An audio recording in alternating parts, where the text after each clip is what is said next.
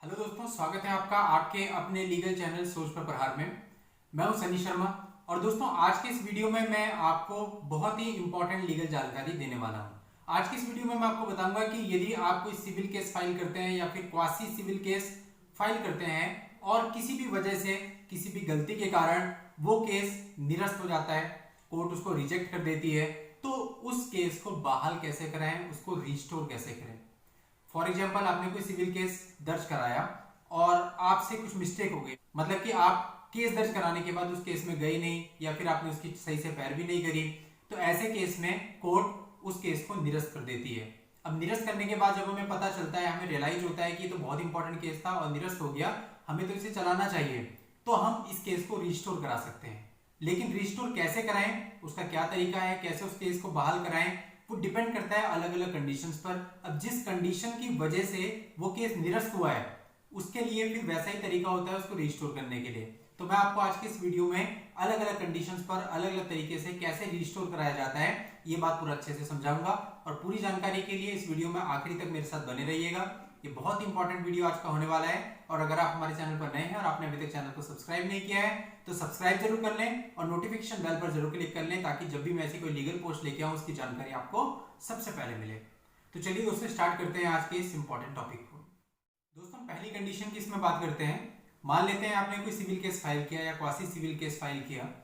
अब ये case file करने के बाद आप कोर्ट में गए नहीं, यानी कि कोर्ट में जो भी डेट लगी उस पर आप उपस्थित नहीं है और जो अपोजिट पार्टी है जिसको उस केस का नोटिस गया है वो भी वहां पर नहीं आती है। तो ऐसे केस में कोर्ट ऐसे केस को निरस्त कर देती है, खारिज कर देती है। अब आपको लगता है कि आप इसको रिस्टोर करना चाहते हैं, आपकी जानकारी में आता है कि कोर्ट ने वो खारिज कर दिया है केस, अब आप इसको बहाल करना चाहते हैं। तो इसके लिए आपको ऑर्डर 9 रूल 4 में एक एप्लीकेशन कोर्ट में रिस्टोरेशन के लिए लगानी होती है और इस एप्लीकेशन के साथ आपको एक एफिडेविट भी देना होता है। इस एप्लीकेशन में आपको वो रीजन बताने पड़ते हैं कोर्ट को जिस वजह से आप उस समय कोर्ट में नहीं आ पाए। हो सकता है आपके साथ कोई इमरजेंसी रही हो सकता है आपकी तबीयत खराब हो सकता है आप आउट ऑफ स्टेशन हो सकता है आप आउट ऑफ कंट्री हो, यानी कि जो भी रीजन आपका रहा है उस रीजन को, उस प्रॉपर रीजन को आप उस एप्लीकेशन में लिखेंगे और कोर्ट के सामने पेश करेंगे।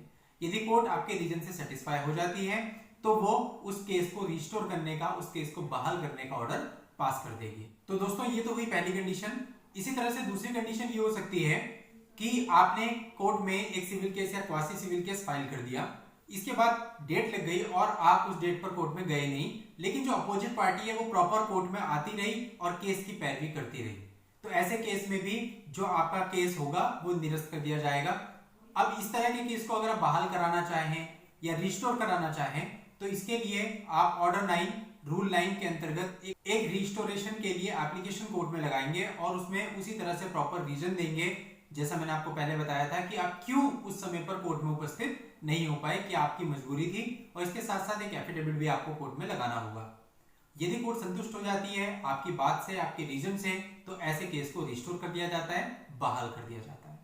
दोस्तों तीसरा केस ये बनता है कि आपने केस नहीं डाला है बल्कि आपके अगेंस्ट केस डाला गया है, यानी आप अपोजिट पार्टी हैं, तो आपके अगेंस्ट सिविल केस या क्वासी केस डाल दिया गया। अब इस केस में आप उपस्थित नहीं हुए, यानी आप विपक्षी पार्टी हुए, आप उसमें उपस्थित नहीं हुए, लेकिन जो केस डालने वाला व्यक्ति है वो लगातार उपस्थित होता रहा। तो ऐसे केस में जो कोर्ट होती है वो उसके पक्ष में ऑर्डर कर देगी, यानी कि एक्स पार्टी ऑर्डर कर दिया जाएगा, एक पक्षीय निर्णय कर दिया जाएगा। और इस एक पक्षीय निर्णय यानी एक्स पार्टी ऑर्डर होने के कुछ समय के बाद आपको पता चलता है कि आपके ऊपर एक केस डाला गया था, आप उसमें नहीं जा पाए और इसलिए उसका ऑर्डर दूसरी पार्टी के फेवर में हो गया। अब जो अपोजिट पार्टी होती है जिसके विरुद्ध हुआ एक्स पार्टी ऑर्डर हुआ है उसको यह अधिकार होगा कि वो ऑर्डर 9 रूल 13 के अंतर्गत रिस्टोरेशन के लिए एक एप्लीकेशन कोर्ट में दे सकती है।